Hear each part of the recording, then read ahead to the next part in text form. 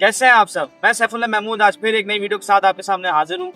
मेरे साथ आदिल भाई हैं और मैं आज यहाँ पे ट्रांसपोर्ट की इन्फॉर्मेशन लेकर आया हूँ आप तमाम हाजिर के लिए कि काम किस तरह से स्टार्ट किया जाता है, यहाँ पे किस किस प्रोसीजर से आपको बढ़ने की जरूरत है और आप किस किस प्रोसीजर से गुजरते हैं, सारी इन्फॉर्मेशन, वीज़ा कैसे मिलता है, गाड़ी कहाँ से मिलती है, काम किस तरह होता है। मेरे साथ आदिल भाई हैं, बड़े एक्सपीरियंस मैन है यहाँ पे। तो यहाँ मैं अभी रूई में लोकेटेड जगह पे मौजूद हूँ। मैं इनसे इनकी तमाम इन्फॉर्मेशन दूंगा कि किस तरह काम किया जाता है, कैसे किया जाता है। अस्सलाम वालेकुम, कैसे हैं आप? अल्लाह का शुक्र।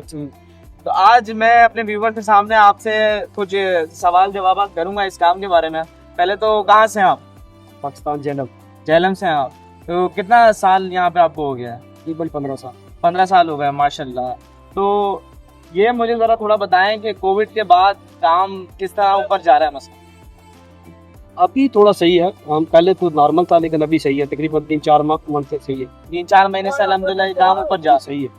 तो बेसिकली पहले तो आप मुझे अपने जो व्यूवर्स हैं साहब से आप यहाँ पे इनको ज़रा गाड़ियों के बारे में मालूमात दें कि किस तरह की गाड़ी यहाँ पे ज़्यादा चलती है और किस तरह यहाँ पे काम किया जाता है। देखो, जितने पाकिस्तानी लोग हैं वो ज़्यादा ट्रांसपोर्ट के सिस्टम में, ट्रांसपोर्ट में टिप्पर हो गया, जिसको हम पाकिस्तान में टिप्पर बोलते हैं, हम इधर इसको टिप्पर बोलते हैं। ठीक है, टिप्पर और जेसीबी, एक्सकेवेटर, बूम लोडर, हम लोग तो यही काम करते हैं। जबरदस्त। तो इसको अगर एक नॉर्मल बंदा, जैसे अभी वीडियो में बैठने वाला देख रहा है बंदा, वो अगर ये काम शुरुआत करना चाह रहा है तो कम से कम अगर ये काम कितनी इन्वेस्टमेंट में शुरू हो सकता है? गाड़ियों के रेट ज़्यादा हैं ओवरऑल, लेकिन कम से कम ओमानी 15-20 हज़ार रियाल होना चाहिए। 15-20 हज़ार रियाल होना चाहिए। अब मुझे थोड़ा ये बताएं कि मैंने सुना है गाड़ियां जैसे इंस्टॉलमेंट पे भी मिलती हैं। हाँ, मिलती है। तो अगर जैसे इंस्टॉलमेंट में एक बंदा एक गाड़ी लेता है, आपके लिए सबसे अच्छी गाड़ी कौन सी है अभी प्रॉफिटेबल जो अभी रनिंग में है? वो टिप्पर और जेसीबी दोनों। Tipper JCB. तो अगर जैसे मैं एक बंदा नॉर्मल इंस्टॉलमेंट पे लेना चाह रहा है तो उसको किस तरह से इंस्टॉलमेंट पे गाड़ी मिलती है? वो उसमें अरबाब का होना जरूरी है। ओमानी के नाम पे, अपने नाम पे आप नहीं ले सकते हो। ठीक है, बैंक जो लोन देगा वो ओमानी के नाम पे देगा। सही है। ठीक है, ओमानी का बैंक स्टेटमेंट होना चाहिए। ठीक है, कोई बिजनेस होना चाहिए उसका, कम से कम महीने का उसका 1,000 तक उसके अकाउंट में आता है।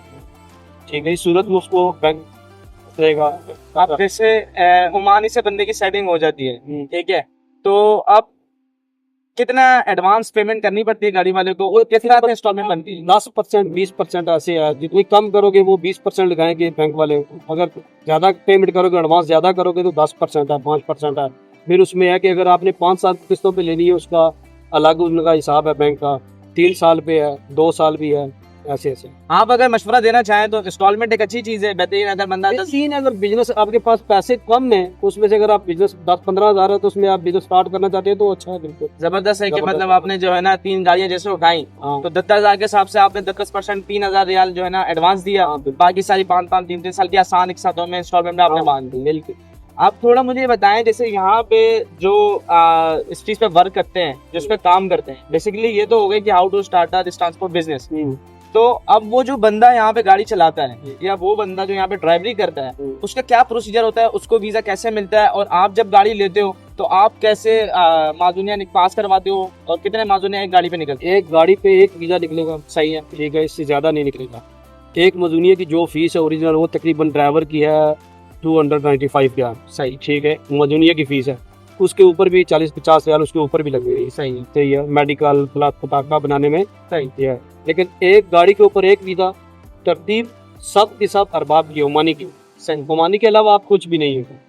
बेशक आप अपनी कंपनी भी बना लो तब भी ओमानी है, ओमानी के नाम पे ही आप कोई भी काम करो। बेसिकली कहने का मकसद ये है कि यहाँ जिस तरह भी सिस्टम चल रहा है तो एक आसानी से एक ओमानी मिल जाता है आपको, आप अपना ओमानी से एक एग्रीमेंट कर लेते हो, आप उसकी कंपनी में या आपको अपनी कंपनी में पार्टनरशिपिंग करता है और वो आपसे जो है कफालत लेता है, ठीक है, उस चीज़ की। आप उसके उस पर इन्वेस्टमेंट आपकी होती है, सारी चीज़ें आपकी होती हैं, प्रॉफिट आपका होता है।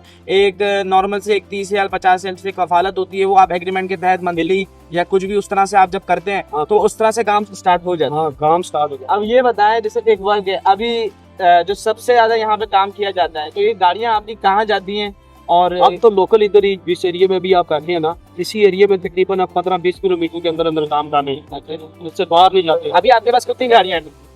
मेरे पास 3 गाड़ियाँ। और टोटल इस स्टॉप पे कितनी गाड़ियाँ हैं? आप पे तकरीबन 25 गाड़ियाँ हैं। तो ये ज्यादातर लोकल में ये लोग काम करते हैं और अगर जैसे मैं आपसे बोलूँ कि यार एक दिन अगर आप गाड़ी लेके जाते हो तो मिनिमम आपको ज़्यादा कितना अच्छा आपको जो है ना पैसा मिलता जो जेसीबी का काम है ना वो तो टाइम का हिसाब, है? सही है, जो टिप्पर का काम है वो ट्रिप का हिसाब, सही है, ठीक है। मतलब अब रुई से इधर अपने 20-15-20 किलोमीटर के अंदर अंदर से उठाएंगे वो एक ट्रिप 20 रियाल में होता है। एक ट्रिप मिस है। हाँ, उसमें बल्दिया का पर्ची भी है प्लस डीजल भी है, वो निकाल के हाँ, गाड़ी को तकरीबन 10-12 रियाल एक ट्रिप में बचते हैं। बचता है। पूरा दिन में 4 से पॉइंट एक, क्योंकि उसमें रोड बंद है। सुबह 6:30 से 9 बजे तक बड़ा गाड़ी नो एंट्री है रोड पे।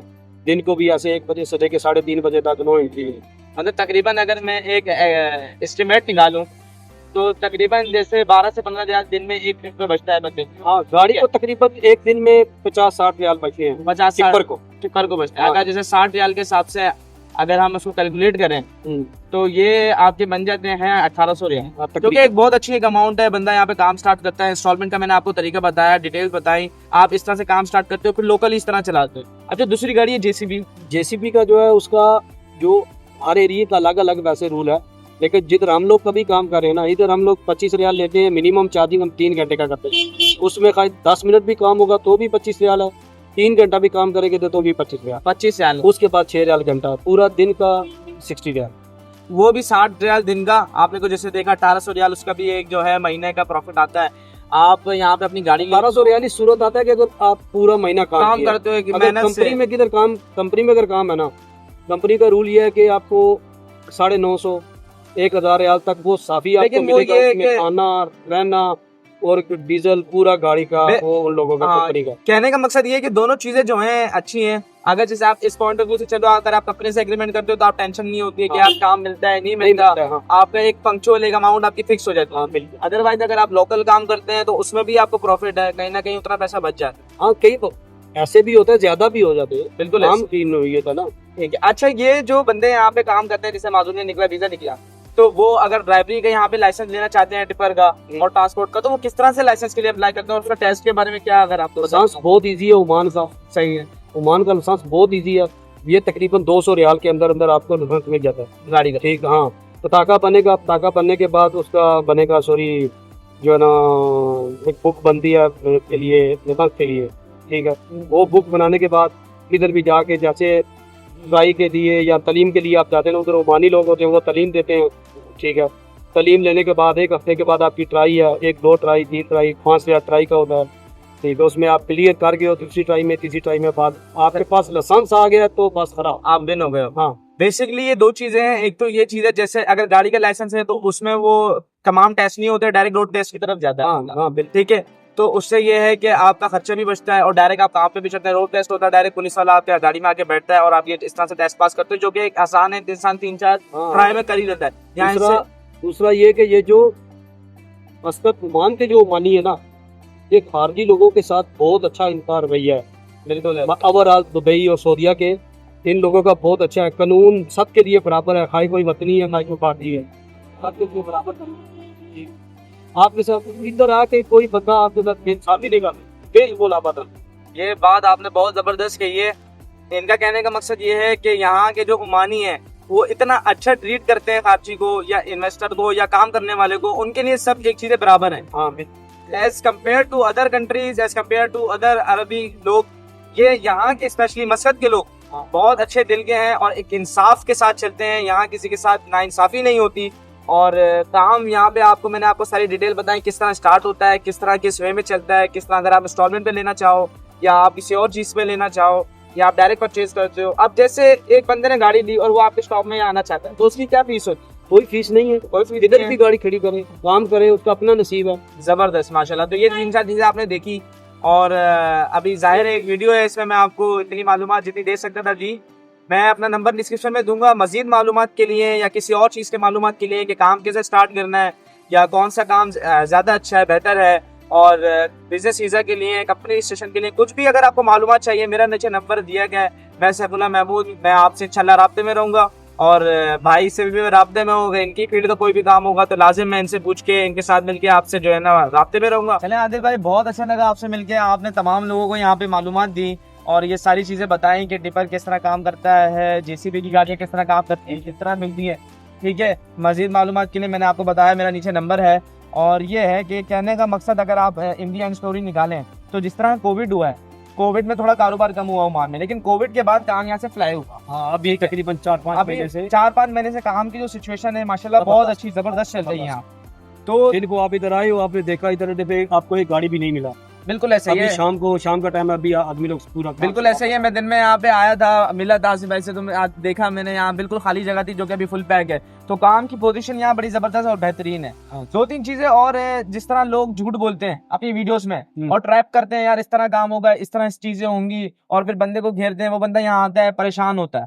तो उन लोगों के लिए अगर जैसे मैं आपसे बोलूँ कि यार कुछ यूट्यूबर ऐसे हैं, ठीक है, जो कि इस तरह काम कर रहे हैं और इस तरह झूठ बोल के यहाँ बंदे को बुलाते हैं, जैसे आपने मुझे बताया कि यार कितने लोग मेरे पास ऐसे आए कि उनको इस तरह एक अलग तस्वीर दिखाई गई और इन दी एंड यहाँ पहुंचे तो एक अलग तस्वीर। तो ये है कि जो आवाम है, जैसे आपने मुझे अपना एक्सपीरियंस बताया कि मैं 17 साल से यहाँ हूँ, ऐसे काम होता है, इतनी इंस्टॉलमेंट मिलती है, इतने पैसे मिलते हैं, इतनी चीजें होती है, ये एक जेन्युइन नॉलेज है। ये बंदे तक अगर पहुंचती है और बंदा इन्वेस्टमेंट करता है तो उसके लिए वेल एंड गुड है। तो जो भी देखने वाले हैं उनके लिए यही एक राय है, एक बेहतर एक राय है इनकी तरफ से भी, मेरी तरफ से भी, और जो हमारी इनकी यहाँ पे टीम थी उन्होंने भी मुझे यही सारा मशवरा दिया, समझाया कि यहाँ जो बंदा देख के आ रहा है ना, उसको चाहिए कि प्रॉपर दिमाग से देखे, सोचे और फिर फैसला करे।